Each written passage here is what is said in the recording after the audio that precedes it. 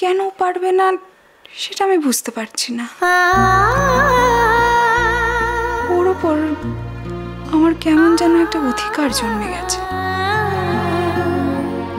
কেন জন্মেছে আমি তাও বলতে পারবো না। সেই অধিকারের বলেই হয়তো ওকে আমি জোর করে বলতে পারবো,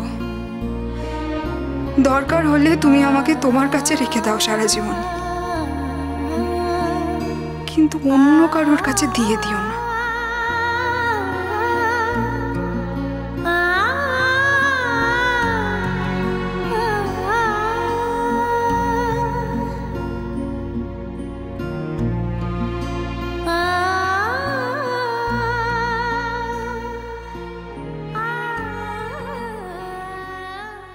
বাহ, বড্ড সুলক্ষণা মেয়ে তোমার। বড়ই সুলক্ষণা মেয়ে। যেদিন থেকে আমার বাড়িতে এসেছে আমার বাড়ি একেবারে আলোয় ভরে গেছে। হ্যাঁ, কিন্তু এ কে মা? আমাদের আত্মীয়। আচ্ছা দিঠি, এসো।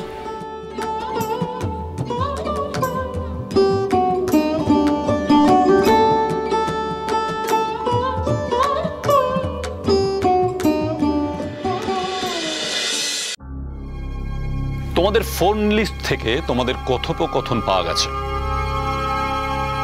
সেদিন তোমাকে রোহিত সেন এখানে নিয়ে এসেছিলেন এবং তুমি এবং তোমরা সেদিন যা বলেছিলে তাতে প্রমাণ হয়েছিল যে তোমরা প্রোগ্রামে উপস্থিত ছিলে। সেদিনকার মতন তোমরা বেঁচে গিয়েছিলে। বিশ্বাস করুন স্যার, ডিটি যে মিসিং আমরা সেটা করতেই চাইনি। তা কি চেয়েছিলে? কি চেয়েছিলে? দেখো, ফোন লিস্ট আমি তোমাকে ধরে ধরে শোনাতে পারি, মানে কল লিস্টের কথা বলছি। পরিষ্কার বোঝা যাচ্ছে যে তুমি ফোনে কাউকে ইনস্ট্রাকশন দিচ্ছ, এদিকে ধরপাকড় চলছে। শুধুমাত্র একটা রাতের জন্য আমি এটা করতে চেয়েছিলাম। সেই রাতে ওকে কোনো রকম ভাবে ডিস্টার্ব করা হতো না। আমরা শুধু একটা রাত্রে ওকে বাড়ির বাইরে রাখতে চেয়েছিলাম। কেন? বিশ্বাস করুন স্যার, আমাদের টাকার জন্য করতে হয়েছে। আমরা খুব গরিব, আমাদের কাছে আর কোনো উপায় ছিল না। আমরা খুব কষ্ট করেই পড়াশোনাটা করি। ও শুধু আমাদের বলেছিল যে একটা গাড়ি থাকবে, সেখানে দিটিকে তুলে দিতে হবে। আমরা শুধু এটুকুই করেছি স্যার। তোমরা মেয়েটির বন্ধু, এক ক্লাসে পড়ো, ডাক্তার হবে, সব এক একজন ভবিষ্যতের ডাক্তার। পারবে? পারবে জীবন থেকে এই কলঙ্কময় দিনটা মুছে ফেলতে?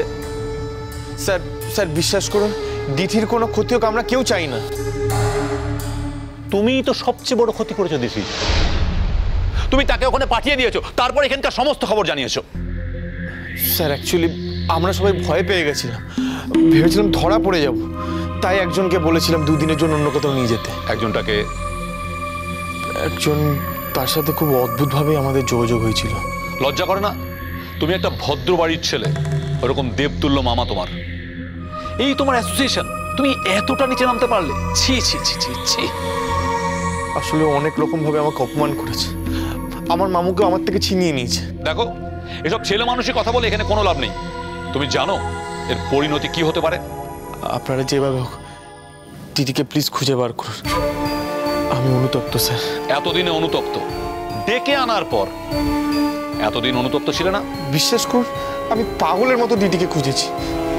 আর যে লোকটার সাথে আমি যোগাযোগ করেছিলাম সেই লোকটার কোনো ট্রেসও পাচ্ছি না, ট্র্যাকও করতে পারছি না। তোমার লজ্জা করে না?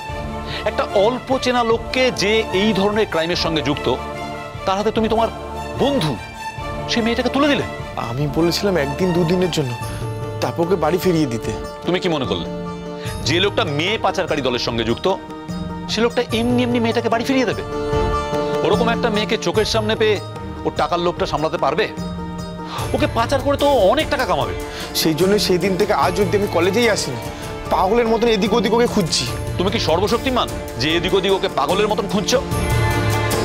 আর তোমাদেরও বলি, কিছু টাকার জন্য তোমরা ওর এত বড় ক্ষতি করতে পারলে? তোমাদের কি বিবেক বলে কিছু নেই? মান সম্মান বলে কিছু নেই? তোমাদের সবাইকে দেখে তো ভদ্র বাড়ির ছেলে বলেই মনে হচ্ছে। স্যার, দিদিকে খুঁজে বার করার জন্য আপনি আমাকে যা করতে বলবেন আমি তাই করব। আর এই ঘটনার জন্য আমাকে আপনি যা শাস্তি দেবেন আমি মাথা পেতে মেনে নেব।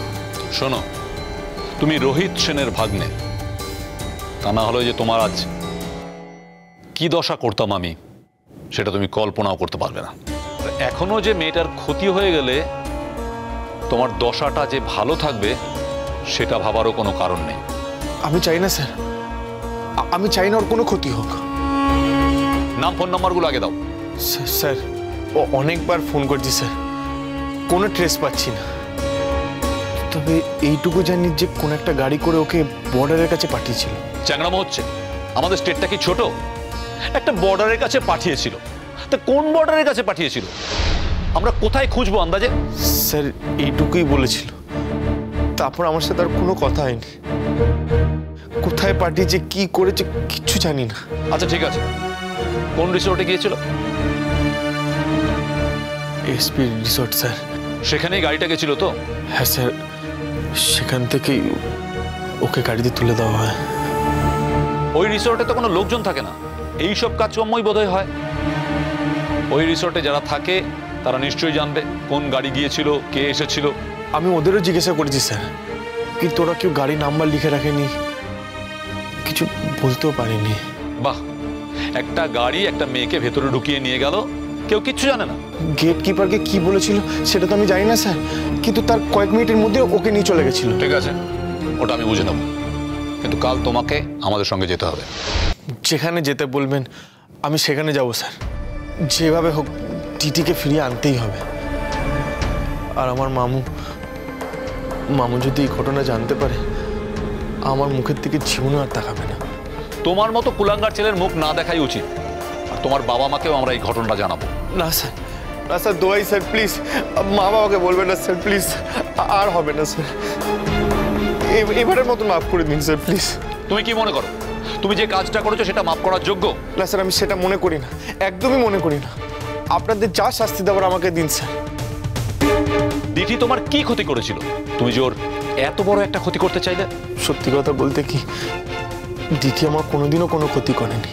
দিদি আমাকে পাত্তাই দিত না, আর এটাই আমার সব থেকে বড় রাগ ছিল ওর উপরে।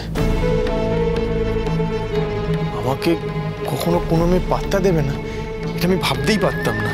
কেন? তুমি কি নিজেকে হিরো বলে মনে করো নাকি? আর তুমি কে, তোমাকে সবাই পাত্তা দেবে? আমাকে একটা সুযোগ দিন স্যার, একটা।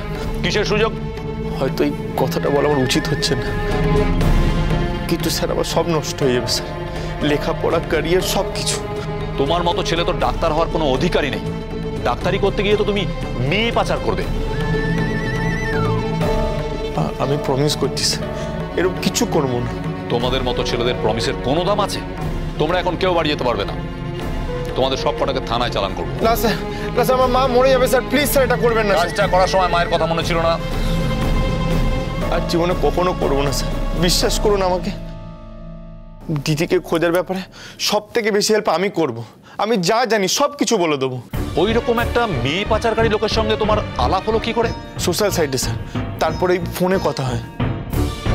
তার মানে তুমি এর আগেও এই কাজে হাত পাকিয়েছো? না স্যার, না, একদমই না স্যার।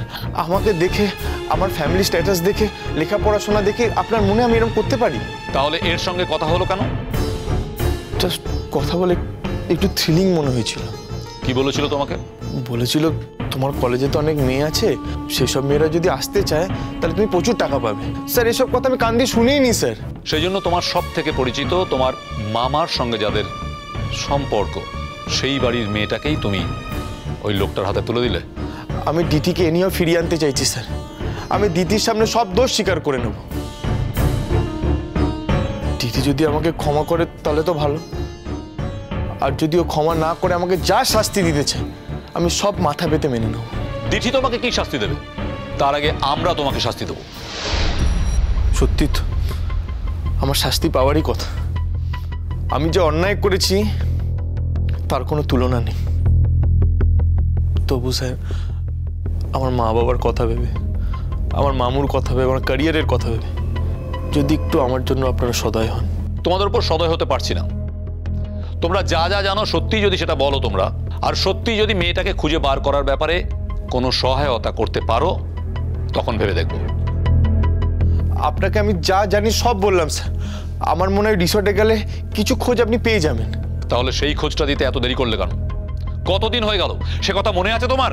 স্যার আমি ভেবেছিলাম আমি আসবো, এটাও ভেবেছিলাম যে বেনামে ফোন করে আপনাদের বলবো, কিন্তু বিশ্বাস করুন স্যার, সাহসে কুলায়নি। আজকে আপনি ডেকেছেন বলে সঙ্গে সঙ্গে এসেছি। কি রিলিফ পেয়েছি স্যার।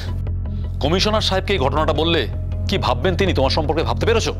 ঠিক আছে, তোমরা এখন এখানে বসো, আমি স্যারের সঙ্গে কথা বলে আসছি।